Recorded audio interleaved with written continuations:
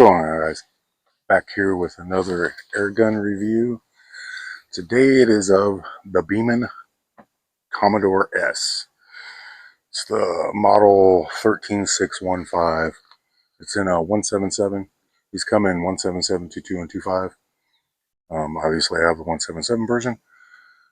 Spent some time with this rifle now. I've had it for a little bit, a couple, 3 months, and I really like it. For the price point, what you get, being as it is a regulated PCP, I think it's a winner of a little rifle here. Um, Overall, I'm really happy with it. I'll go over some of the features that it has that it comes with. It does come with a synthetic stock, if I can speak. It's a solid stock though. It's no give in it, no tweaking it. It's solid. It weighs a ton. We'll get into that in a little bit. It does come with a plastic shroud, similar to the Beeman Raider, which I did a review on a couple weeks ago. Same thing. It's the same shroud, same little air stripper moderator. I pulled that off, replaced it with a carbon fiber shroud and some baffles up front. I wanted to go all the way back, but it's the last piece of carbon fiber I had, and I didn't want to buy any, so it's short.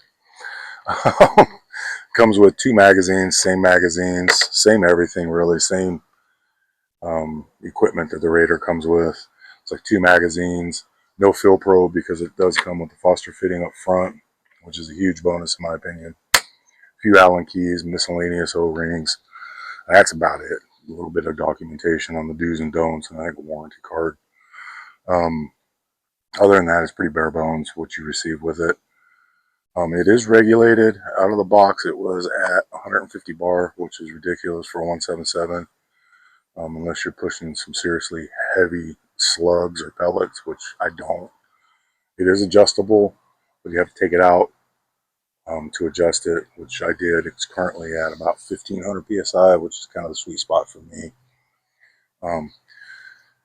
Has a Picatinny rail on top and then 2 on the side that are removable.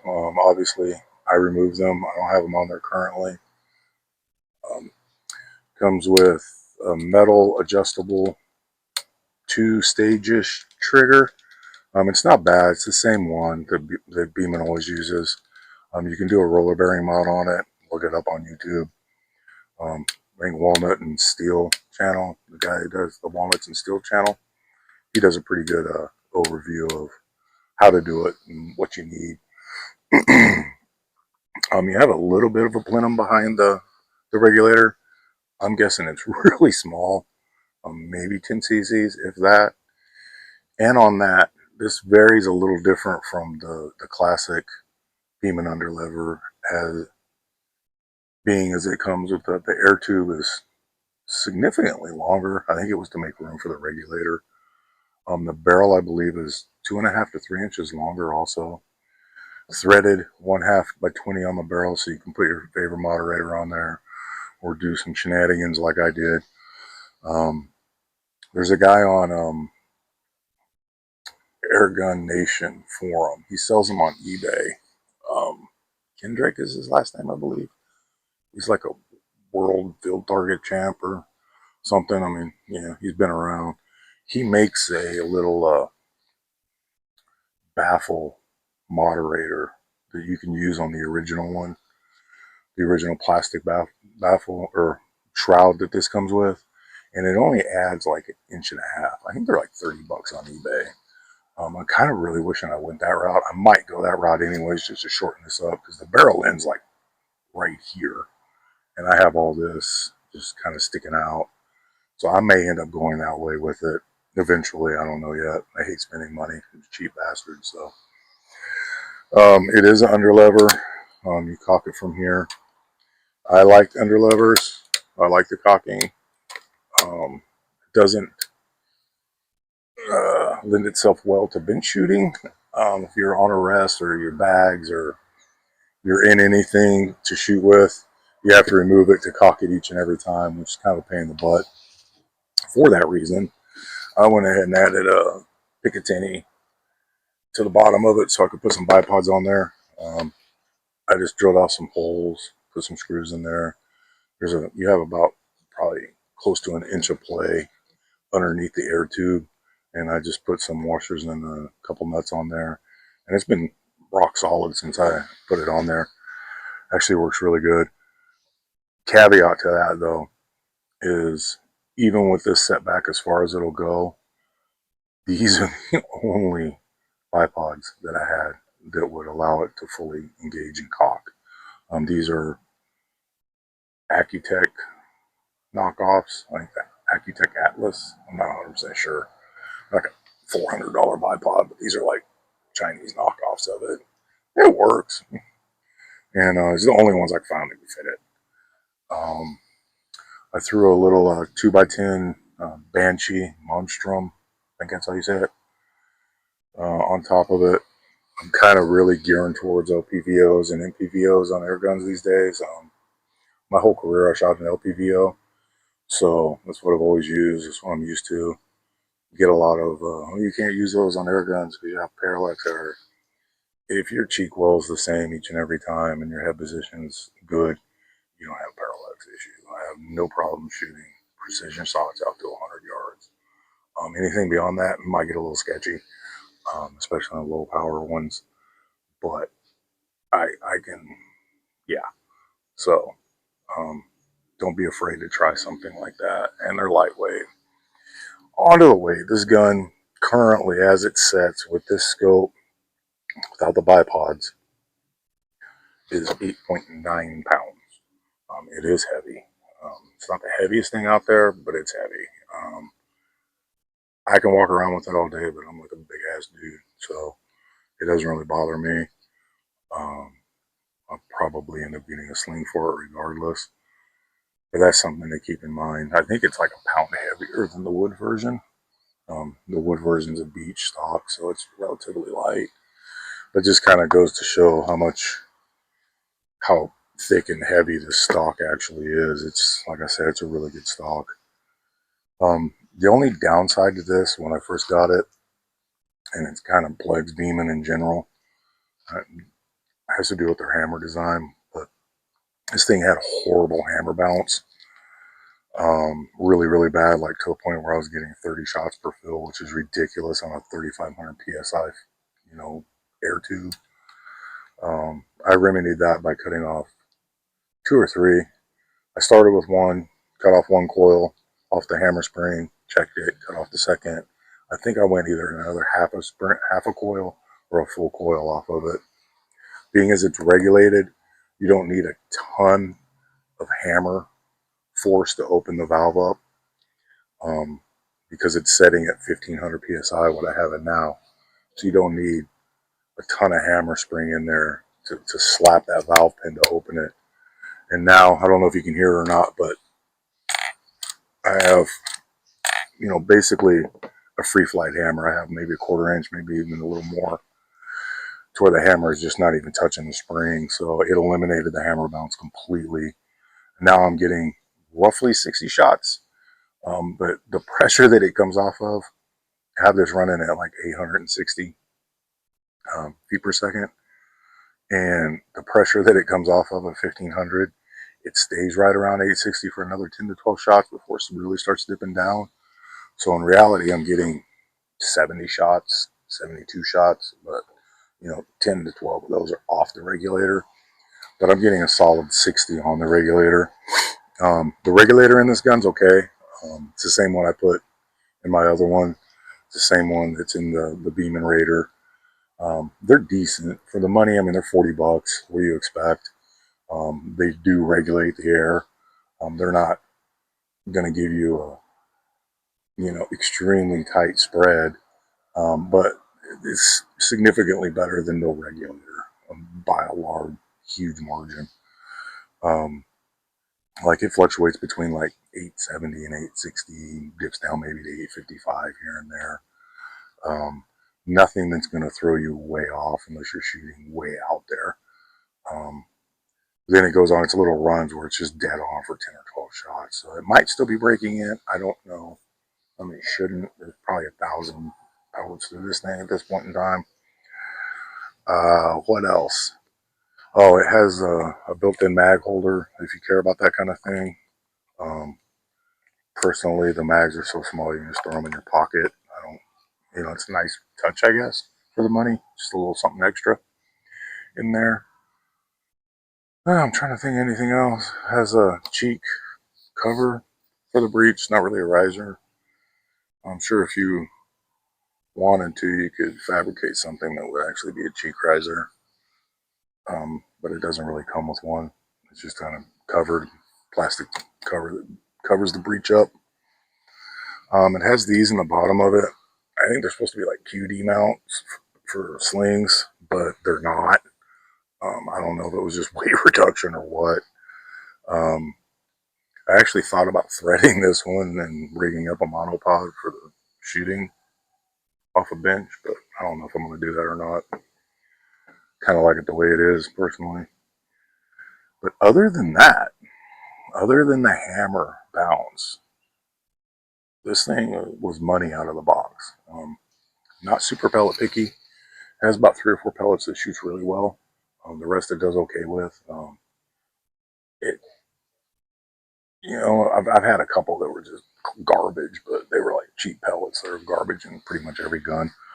Um, but overall, it shoots a wide range of pellets and it shoots them well. What we'll do next is we'll get out and see what kind of groupings I can get at 50. And it's starting to get a little dark, but we'll see if we can get it done today. If not, I will do it tomorrow and then tie it into this. But overall, for 200 bucks, bullpup form, uh, easy to cock. I mean, a little kid can cock this thing. It's stupid easy to cock. I mean, there's no effort whatsoever. Decent trigger, can be made into a really good trigger. Um, it does require disassembling it and dropping the trigger mechanism. Um, Actually, my bad. You cannot do a roller bearing mod on this. I forgot. It's a linkage. Um, there's a set screw back here for sear engagement underneath the stock. And then you have a linkage cable that runs up here that you can adjust. And you can shorten that. Factory, it's kind of long, and you get a little bit of creep in the first stage. You can tighten that up, or you can cut about 1/8 of an inch off of it, and then put it back in, rethread it, and kind of turns it into a single stage. It's really crisp. I like 2-stage triggers, so I left it alone. My bad, I was giving you guys bad information. I had to stick around to the end to find out. But yeah, so that's that on the trigger. Anything else I can think of? Really, no. M4 style grip can't be changed. It is what it is, but it is nice. It's comfortable. Um, Other than that, I think that's everything. So basically, for 200 bucks, you get an accurate, somewhat customizable bullpup that is regulated. That once you, there's a deer over there. That once you shorten the spring on, you can get 60 to 70 shots out of. I mean, for 200 bucks, you can't beat it. I don't know if there's anything else out there in this price range that's regulated, it performs as good as this thing does. So, enough talking, let's start shooting. Alright, so here we go. Just want to take this off and set it down here. Back to the shooting portion.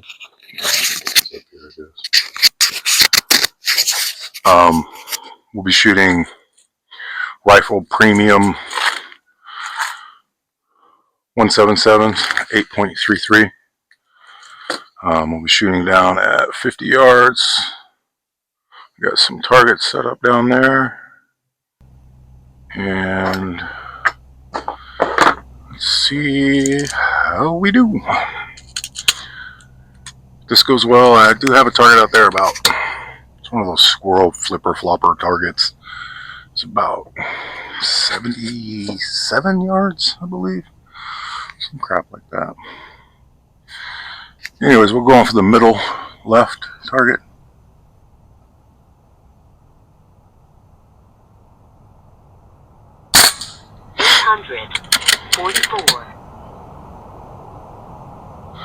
Glasses are fogging up.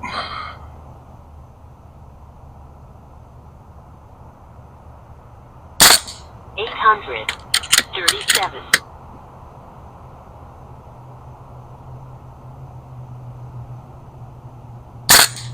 847.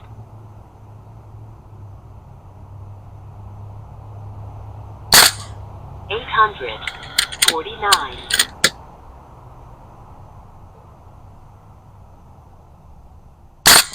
844.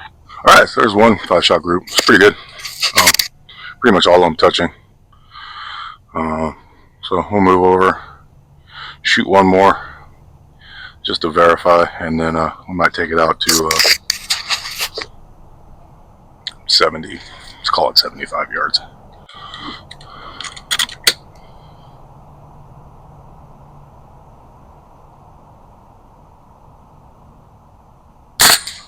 $837.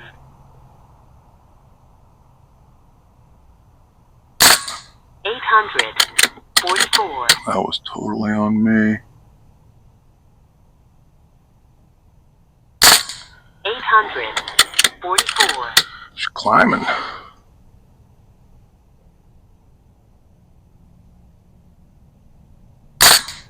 840.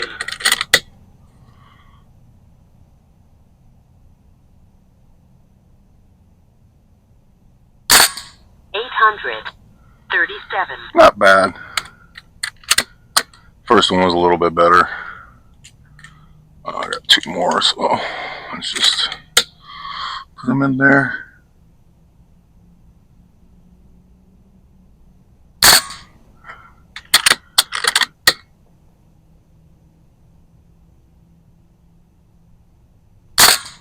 $840.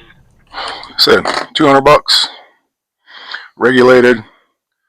That was 12 shots, 12 FPS spread, standard deviation of 3. So, and it should hover around there. I've noticed with this regulator, the lower pressure you go, or the lower power setting, the more better it is. I'm not 100% sure why that is, but it seems more stable at the lower power levels. I'm gonna go ahead and stop these guys and then move my camera over onto that target out there at, I want to say 77, 78 yards, and show you what I can do a little bit further out than 50. All right, hold up. All right, we're back. It's getting dark. I can still see the target out there though. Go ahead and try and get this knocked out. It is at 78 yards, so just shy of 80. And we'll see how she rolls. Sorry about the AC noise, but yeah, it's hot.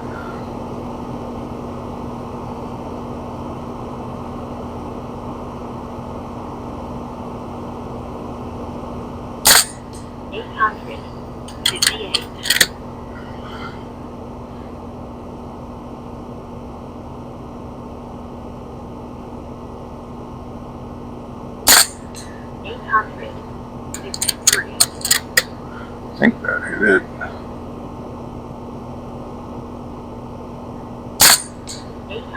There it goes.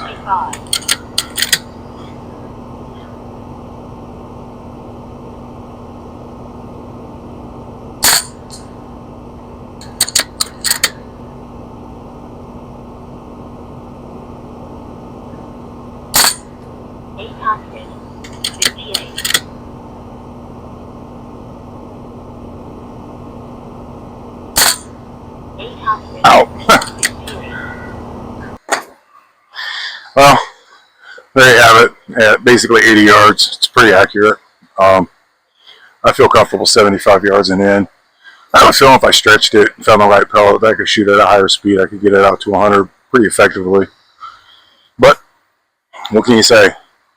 I mean, 200 bucks, regulated, can probably shoot to 100, definitely 80, and then power level's a little anemic at what I'm shooting it at that range, but it'll do it. And you can always bump the regulator up, bump the power up, shoot heavier, pellets. So, but what's not to love about it, right? I mean, as soon as you address the hammer bounce and you get your shot count up and smooth out that cycle, the shot string cycle, it's a great gun. Like I said, for the money, I don't know if there's anything out there that can beat it. I really don't. If you're interested in picking one up and you want to know anything about the hammer spring, cutting mod, basically, just leave a comment and I'll get back to you and we can set something up where I can walk you right through it. But anyways, it's been fun. It's been real. And I will see you on the next one.